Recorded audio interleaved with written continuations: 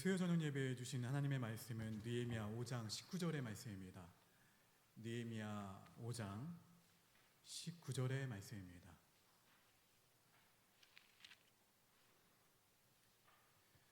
주신 말씀을 한 목소리로 함께 크게 읽어보겠습니다. 시작. 네, 하나님이여, 내가 이 백성을 위하여 행한 모든 일을 기억하사 내게 은혜를 베푸시옵소서. 아멘. 시간 사랑하는 육구역 가족들 나오셔서 하나님께 찬양으로 영광 돌리겠습니다.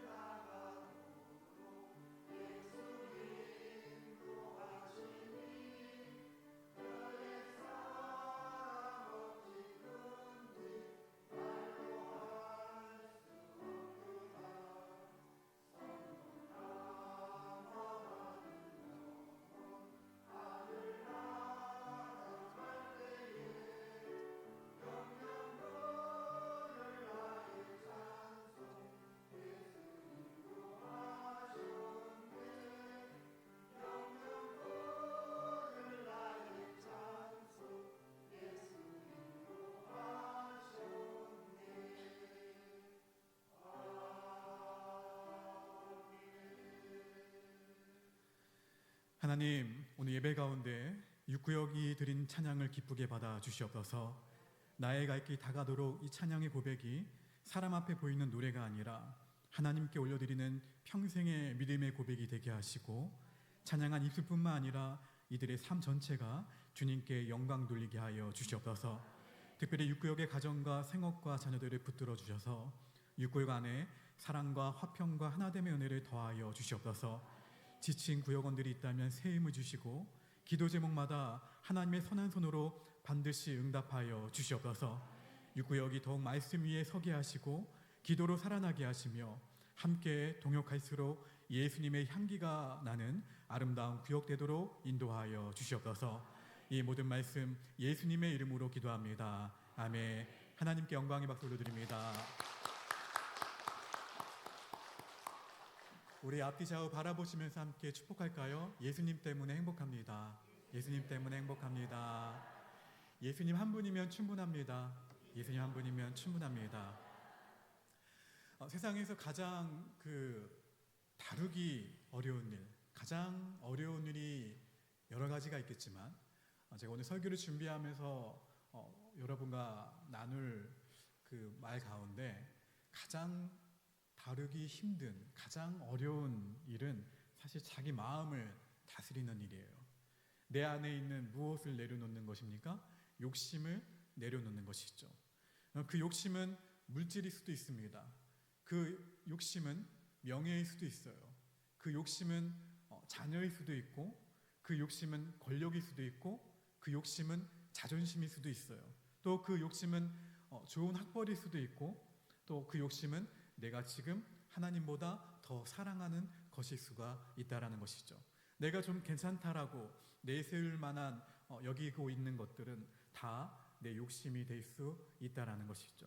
그렇다면 과연 누가 자기 자신을 내려놓을 수 있을까요?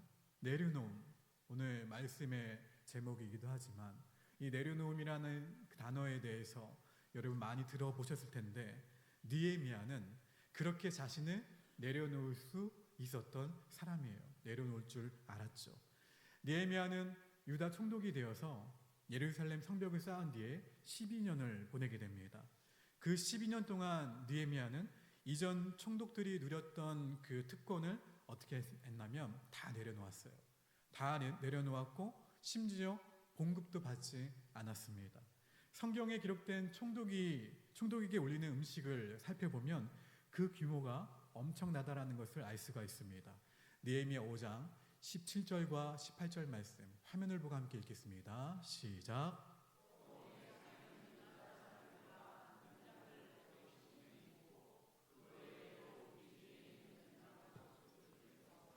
우리에게 나아온 자들이 있었는데 매일 나를 위하여 소 한 마리와 살찐 양 6마리를 준비하며 닭도 많이 준비하고 열흘에 한 번씩은 각종 포도주를 갖추었나니 비록 이같이 하였을지라도 내가 총독의 녹을 요구하지 아니하였으면 이 백성의 부역이 중함이었더라. 아멘. 음식이 이 정도였더라면 봉급은 또 어느 정도였을까요? 그런데 느헤미야는 자기 욕심을 다 내려놓습니다. 다 내려놓고 누구를 위해 살았냐면 백성을 위해 살았어요. 그리고 백성들은 모두 그러한 느헤미야의 그 비움의 모습을 바라보았죠. 경험을 하고 있었어요. 느헤미야가 귀족들과 지도자들을 향해 그들이 잘못을 했잖아요. 꾸짖고 지적을 했을 때 그들은 제멋대로 굴거나 반항하지 않았습니다. 오히려 자기들의 그 잘못된 그 행동에 비롯된 모든 것들을 회개를 하고 돌이켰죠. 그래서 위태로운 상황은 잘 마무리가 되었어요. 결국 느헤미야의 삶은 위기를 극복하게 하는 회복의 통로로 결정적인 역할을 했다라는 것을 우리는 묵상해 볼 수가 있습니다. 느헤미야 삶 자체가 영향력이 있었고 느헤미야의 삶 자체가 감동이 있었다라는 거예요. 여러분, 어떻게 느헤미야는 자기의 모든 것을 포기하고 자기 권리를 포기하고 자기 욕심을 내려놓는 삶을 살아갈 수가 있었을까요? 거기에는 두 가지 삶의 원리가 있습니다. 한번 따라해 보십시다. 하나님을 삶의 기준으로 삼으라. 첫 번째예요. 느헤미야가 붙들었던 삶의 원리 한 가지는 뭐냐면 하나님을 삶의 기준으로 삼았던 거예요. 느헤미야에게 있어서 삶의 기준은 자신이 아니라 하나님이었습니다. 당시 총독에게는 자기 마음대로 백성들에게 세금을 거둘 또 수확물 가운데 일부를 거둘 수 있는 힘이 있었어요. 권력이 있었죠. 그냥 느헤미야가 원하는 대로 거둘 수가 있었어요. 그래서 이전 총독들은 그 지위를 이용해서 백성들의 그 많은 것들을 빼앗았습니다. 빼앗았다라는 표현이 더 맞을 거예요. 그냥 원하는 대로 가져갔으니까요. 심지어 총독 아래에 있었던 사람들조차도 백성을 압제하면서 그 밑에서 자기의 실속을 챙겼어요. 이것이 관행이었고 이것이 관례였습니다. 누구도 문제를 제기하지 못했어요. 이전 총독도 그랬고 그전 총독도 그래왔기 때문에 이것이 관례였고 관행이었어요. 그러나 느헤미야는 그러한 관례와 그 관행, 그러한 특혜를 전혀 사용하지 않았다라는 거예요. 느헤미야 5장 15절 16절 함께 화면을 보고 읽어보겠습니다. 시작. 나보다 먼저 있었던 총독들은 백성에게서 양식과 포도주와 또 은 43개를 그들에게서 빼앗았고 또한 그들의 종자들도 백성을 압제하였으나 나는 하나님을 경외함으로 이같이 행하지 아니하고 도리어 이 성벽 공사에 힘을 다하며 땅을 살지 아니하였고 내 모든 종자들도 모여서 일을 하였으며. 아멘. 나는 누구를 경외함으로? 하나님을 경외함으로 이전 총독들과 같이 하지 않았다. 나는 도리어 성벽 공사에 힘을 다하여 일했고 또 땅을 사지 않았고 내 밑에 있는 사람들도 열심히 일을 했다라는 고백이에요. 느헤미야의 이 말을 들은 모든 백성들도 그 사실을 알고 있었습니다. 느헤미야가 비움의 삶을 살았으니까 이전의 총독들과는 다른 삶을 살고 있다라는 것을 알고 있었어요. 유다 백성과 귀족들, 지도자들 사이에 갈등이 불거졌을 때 서로 대립하고 심지어 성벽 쌓는 일까지 중단되는 상황까지 오게 되었을 때 위기를 모면할 수 있었던 것은 느헤미야의 순간적인 재치 때문만이 아니에요. 하나님을 경외하는 자로서 진실하게 살아온 몇 년이요? 12년. 그 12년의 세월이 그 어려운 그 시간을 극복하게 한 것입니다. 그랬기에 느헤미야는 오늘 저와 여러분이 읽었던 본문 우리 5장 19절 말씀 읽어봅니다. 시작. 내 하나님이여 내가 이 백성을 위하여 행한 모든 일을 기억하사 내게 은혜를 베푸시옵소서. 할렐루야. 이렇게 기도할 수 있었다라는 거예요. 그랬기 때문에 느헤미야는 상 가운데에서 생활 속에서 하나님에 대한 믿음을 보여주었어요. 그리고 느헤미야가 보여준 그 신앙의 삶이 회복의 결정적인 열쇠가 됩니다. 그러면 말씀을 전하고 있는 저, 말씀을 듣고 있는 여러분의 삶은 어떻습니까? 여러분의 삶은 어떠한 사람이 있었습니다. 평소에는 입버릇처럼 하나님이 다 아시지요. 하나님이 다 아시지요. 하나님이 다 보십니다. 라고 말했어요. 그런데 정작 자기 행동이 잘못된 행동이 있었어요. 그 말을 그 행동을 누군가가 잘못되었다고 얘기를 했어요. 근데 그 말을 들어도 별 반응이 없는 거예요. 마음이 움직이지 않았어요. 근데 누군가가 그 장면 다 녹화되었습니다. 라고 말하자 갑자기 표정이 달라졌대요. 태도가 달라졌대요. 왜 그렇습니까? 하나님이 보고 계신다는 사실보다 사람이 보고 있다는 사실이 더 크게 다가왔기 때문에. 어쩌면 우리도 그래요. 하나님 앞에서는 무뎌져요. 사람들 앞에서는 예민해집니다. 하나님께서 보고 계신다는 사실에는 둔감한데 사람들의 시선과 사람들의 평가에는 너무 민감하다라는 것이죠. 근데 느헤미야는 그러한 사람이 아니었어요. 느헤미야는 사람의 눈이 아니라 누구를 의식하며 살았냐면 하나님을 의식하며 살았어요. 그래서 관행처럼 누릴 수 있었던 특권도 다 내려놓을 수 있었고 내 유익보다 누구의 뜻을요? 하나님의 뜻을 앞세우며 백성을 위해 살아갈 수가 있었습니다. 느헤미야처럼 하나님이 내 인생의 기준이자 하나님이 내 인생의 주인이심을 고백할 수가 없다면 우리의 삶은 세상 사람들에게 어떠한 울림도 줄 수가 없어요. 세상의 선물이 될 수가 없다라는 것이죠. 모든 것의 주인이 하나님이시고 나를 세우시고 지금까지 인도해 주신 분이 누구십니까? 누구세요? 하나님이시죠. 하나님이시라는 그 분명한 믿음이 있어야 세상 사람들과 다른 삶을 살아갈 수가 있다라는 거예요. 내 삶의 기준이 하나님이십니까? 하나님이 내 인생의 주인이십니까? 이 질문에 분명하게 대답할 수 있는 사람만이 하나님을 위해 우리가 가진 것을 나누거나 하나님을 위해 내가 가진 것을 포기할 수가 있다라는 거예요. 내 자존심도 포기할 수 있죠. 나의 물질도 포기할 수 있죠. 나의 시간을 포기할 수가 있어요. 나의 그 모든 것을 포기할 수 있다라는 거예요. 여러분이 잘 알고 있는 어거스틴은 젊은 시절 명예도 쫓았습니다. 그리고 욕망도 따라가면서 살았던 방탕한 삶을 살았던 사람 가운데 한 사람이었어요. 근데 그가 주님께 확 붙들리자 내 마음이 그냥 원하는 것을 붙들면 행복할 줄 알았다라고 고백하며 살았었는데 근데 어느 날 이 사람이 주님께 강권적으로 붙들리자 이렇게 고백하게 됩니다. 주께서 우리를 주를 위해 지으셨으므로 우리 마음은 주 안에서 쉬기까지 쉼이 없나이다. 여러분 무슨 뜻인가요? 하나님을 떠난 마음은 끊임없이 무언가를 붙들려고 하지만 결국 참된 안식을 얻지 못한다라는 고백이에요. 반대로 하나님을 인생의 주인으로 모실 때 비로소 내 마음이 제자리를 찾게 된다라는 뜻이기도 하죠. 인생의 주인을 누구로 삼느냐에 따라 삶의 시각이 달라진다라는 거예요. 세상을 그냥 주인처럼 붙들게 되면 그냥 더 가져도 목이 말라요. 가지면 가질수록 목이 마르고 내 손에 쥐면 쥘수록 목이 더 마른 거예요. 그런데 하나님을 주인으로 모시면 비오도 흔들리지 않아요. 비오도 메마르지 않는다라는 거예요.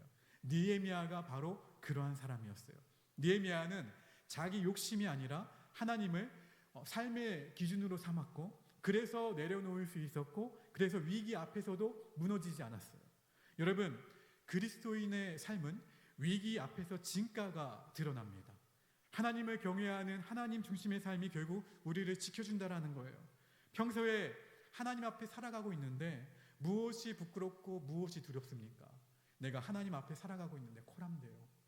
피할 길을 주신 하나님을 신뢰하고 피할 길을 열어주시는 그 하나님을 믿고 의지하며 내 할 일을 찾아서 최선을 다하면 그뿐 아닙니까?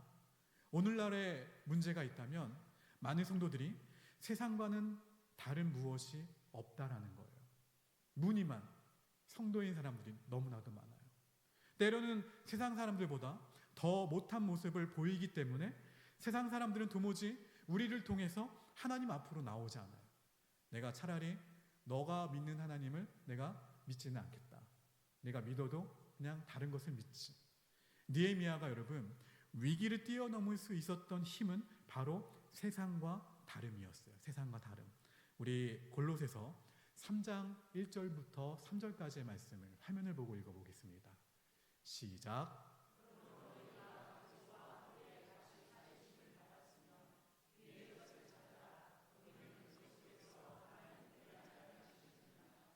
위의 것을 생각하고 땅의 것을 생각하지 말라.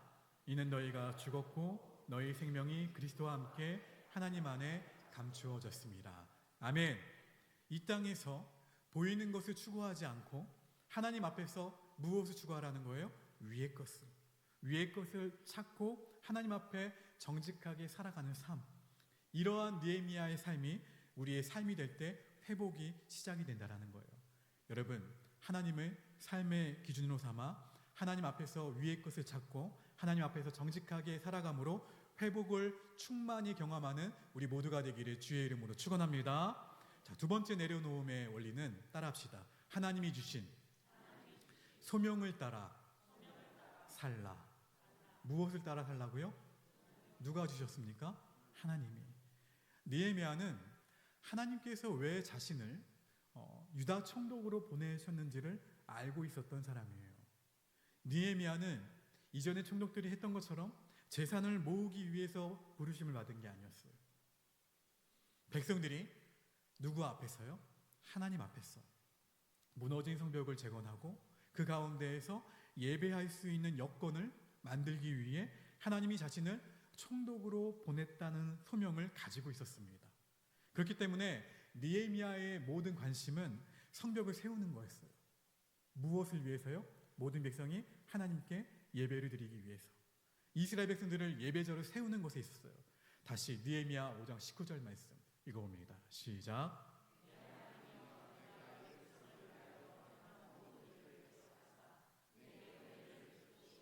느헤미야는 자신이 이 백성을 위해서 누구 앞에서 행했다? 하나님 앞에서 행했다라고 고백하고 있습니다. 우리가 어떠한 목적을 가지고 살아가고 있는지, 또 어디에 관심을 두고 있는지, 또 인생의 방향이 어디를 향하고 있는지 누가 보십니까? 하나님이 보고 계세요. 그리고 세상 사람들도 보고 있어요. 우리를 통해서. 여러분을 보면 뭐라고 얘기합니까? 세상 사람들이 옷 벗고 다니는 사람. 그렇죠? 에릭 리들이라는 사람이 있는데 1924년에 파리올림픽 400m에서 금메달을 딴 선수였습니다. 많은 사람들은 무엇에 주목했냐면 이 사람이 금메달을 딸 수 있었던 이 사람의 재능, 또 이 사람의 그 달란트를 보았어요. 그런데 에릭 리들은 자기 재능을 자기의 성공의 도구로만 보지 않았습니다. 이 사람은 하나님께서 자기에게 주신 그 부르심 안에서 자기 삶을 이해했어요. 그래 그는 하나님이 자신을 그렇게 지으셨다라는 기쁨으로 달렸다라고 고백을 합니다. 무슨 뜻입니까? 자기가 잘하는 일을 통해서 자기의 이름을 높이는 것이 아니라 누구의 이름을 높이는 거예요? 하나님의 이름을. 하나님이 막히신 뜻 안에서 바라보았다라는 것, 나의 인생을. 재능보다 중요한 것은 방향이에요.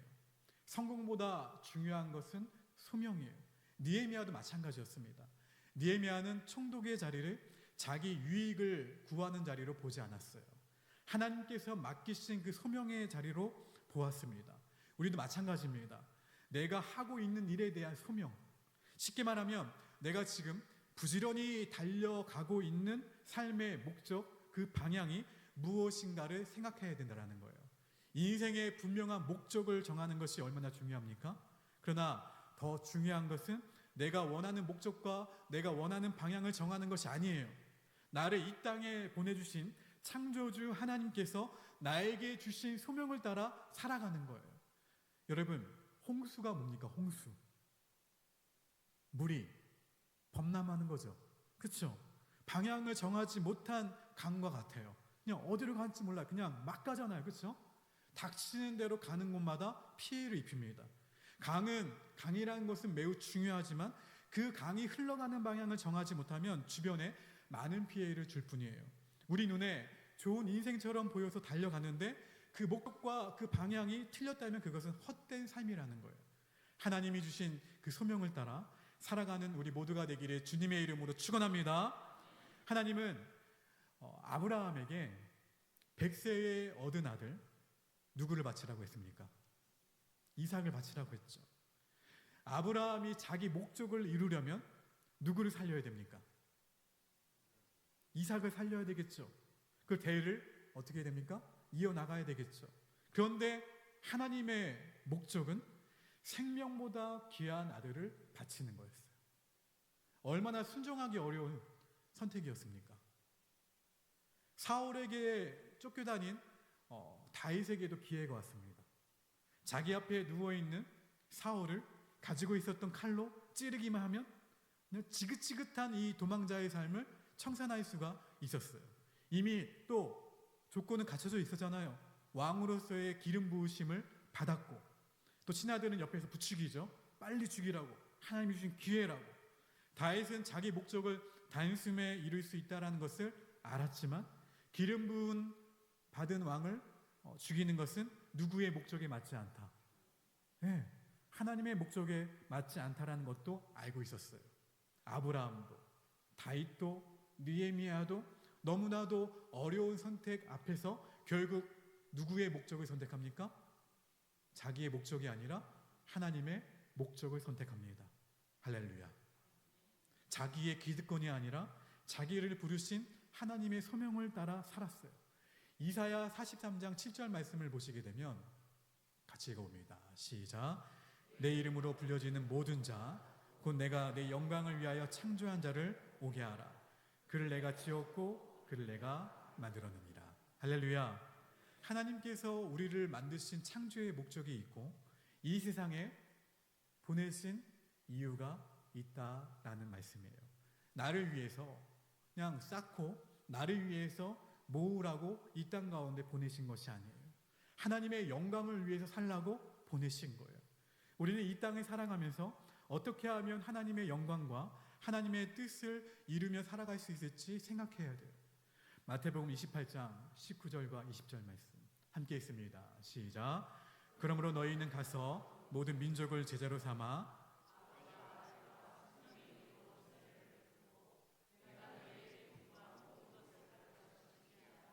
볼지어다 내가 세상 끝날까지 너희와 항상 함께 있으리라 하시니라. 아멘. 이 명령을 어떻게 지키시겠습니까? 어떻게 지키시겠습니까? 내 자녀를 통해, 내 직장을 통해, 내가 하는 사업을 통해 어떻게 하면 하나님이 이 땅에 나를 보내신 목적과 소명을 이룰 수 있을까? 여기에 초점을 맞추셔야 돼요. 세상 사람들처럼 어떻게 하면 하나라도 더 모을까? 어떻게 하면 더 큰 집과 땅을 소유할까? 어떻게 하면 명예를 얻을까? 이것이 우리의 목표가 아니라는 거예요. 우리의 목적과 우리의 삶의 방향은 이미 정해져 있습니다. 누구를 위해서요? 하나님의 영광을 위하여 살아가는 삶. 옆 사람에게 축복하시다. 하나님의 영광을 위하여 살아갑시다. 그리고 주님이 부탁하셨죠? 제자가 되라고. 그렇죠? 주님에게 속한 사람. 제자가 되어 세상을 변화시키는 생명 공동체가 되라는 분명한 목적이 우리에게 있어요. 여러분, 세상의 선물이 되기를 주의 이름으로 축원합니다. 자, 이 세상에서 위기가 없다라면 정말 좋을 것 같아요. 이 세상에 문제가 없다라면 정말 좋을 것 같아요. 특별히 예수님을 믿는다라면, 믿고 있다면 이 신앙 고백 때문에 그냥 평안했으면 좋겠어요. 그러나 위기 없는 인생이 없습니까? 있습니까? 그러면 삶의 위기가 오기 전에 무엇을 어떻게 준비해야 할지를 미리 생각하셔야 돼요. 느헤미야가 보낸 몇 년입니까? 12년. 그 12년의 삶은 위기가 왔을 때 그것을 뛰어넘게 했어요. 우리도 마찬가지예요. 당장 위기가 오지 않는다 하더라도 미리 준비하고 있어야 돼요. 여러분이 잘 알고 계시는 저희 아버지, 어머니, 그렇죠? 시골에서 목회하고 계시는 아버지는 편한 길, 그리고 돈을 많이 벌 수 있는 자격과 조건이 있었음에도 불구하고 하나님이 주신 그 소명의 길을 묵묵히 지금도 걸어가고 계십니다. 교회에서 받으신 그 작은 사례에도 불구하고 저도 감히 흉내낼 수 없는 집에 3조, 4조, 5조 내시면서 교회 다 흘려보내고 계세요. 교회를 위해 또 그 작은 교회가 선교사님을 선택을 해서 또 물질을 또 흘려보내고 있고 그 작은 교회가 그렇게 섬기고 있어요. 재정을 흘려보내며 하나님 나라의 확장을 위해 시간과 물질과 노력과 삶 모두를 쏟고 계십니다. 어렸을 때에도, 제가 어렸을 때에도, 그리고 지금도 저는 이러한 아버지와 그 어머니의 삶이 하나도 섭섭하지 않았어요. 그리고 오히려 감사했습니다. 왜냐하면 아버지는 저에게 돈으로 매길 수 없는 귀한 것을 남겨주셨기 때문입니다. 바로 무엇을 남겨주셨습니까? 예수님의 생명, 그리스도인의 삶. 아버지는 우리 집안의 그 믿음의 개척자세요. 출세할 수 있는 산 가운데에서 하나님의 소명을 받으셔서 그 부르심에 순종하며 그 길을 어머니와 아름답게 걸어가고 계시는 모습, 하나님 앞에서 기준을 가지고 살아가는 모습을 저에게 늘 보여주셨어요. 돈이나 다른 무엇을 모으는데 인생의 목적을 두지 않으셨습니다. 사실 근데 솔직히 말하면 물론 한때는 그러한 모습이 좀 불만스러웠어요. 부족한 형편 가운데에서도 그냥 불쌍한 사람들에게 퍼주는 모습이 너무나도 싫었어요. 예를 들면 한 가지 예를 들자면 그 교우집에 보일러가 고장이 나서 아버지가 야간에 고쳐 주시다가 좀 일어나지 않아야 될 일들이 벌어졌어요. 글라인더로 이렇게 뭔가 이렇게 작업을 하시다가 글라인더가 손을 치면서 다행히 끊어지진 않았지만 큰 사고가 났어요. 홍성에서 병원이 마땅치 않으니까 서울에 적합할 수 있는 병원을 알아봐서 제가 당시에 있었던 교회, 심우했던 교회 근처에 오시게 됐어요. 저와 제 아내가 너무 놀라서 황급히 그 병원을 찾아갔죠. 그리고 드시고 싶은 것이 무엇인지 물어보고 가지고 왔는데 그 와중에도 아버지가 무엇을 하셨냐면 치료를 받으신 다음에 주변에 같이 누워 있었던 사람에게 무엇을 했을까요? 가지고 있는 걸 또 나눠주고 계셨어요. 제가 그것을 보면서 아버지 드세요. 아버지 드시라고 사왔잖아요. 라고 제가 했던 얘기가 기억이 나요. 이 말씀을 준비하면서. 아버지의 삶은 그러셨어요. 어머니 삶도 그랬고. 물론 저희 장모님의 삶도 물론 계속 그 나눠주시는 삶을 살고 계시죠. 여러분, 그런데 시간이 지나고 보니까 그러한 모습이 얼마나 큰 교훈이 되는지 모릅니다. 무엇과도 바꿀 수 없는 뭐예요? 생명 대신 예수 그리스도를 누구에게 전해주셨어요? 아들에게. 삶의 모습으로, 삶의 가치를 보여주셨기 때문에 정말 감사할 뿐이에요.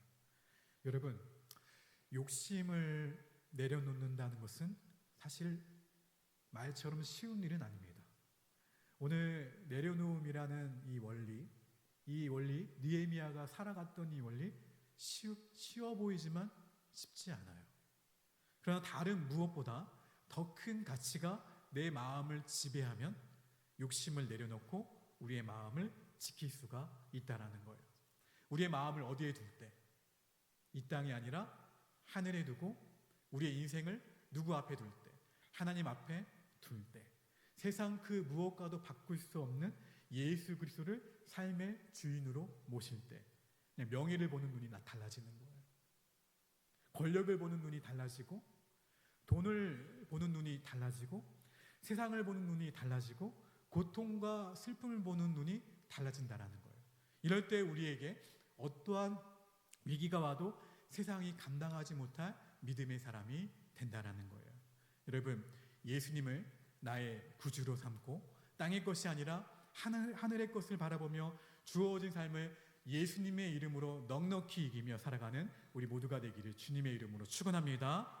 인생의 위기가 눈앞에 닥쳤을 때 주님과 함께 힘차게 날아오르시기를 주님의 이름으로 간절히 축원합니다. 여러분, 내 뜻을 붙들고 살면 결국 흔들려요. 내 욕심을 붙들고 살면 결국 무너집니다.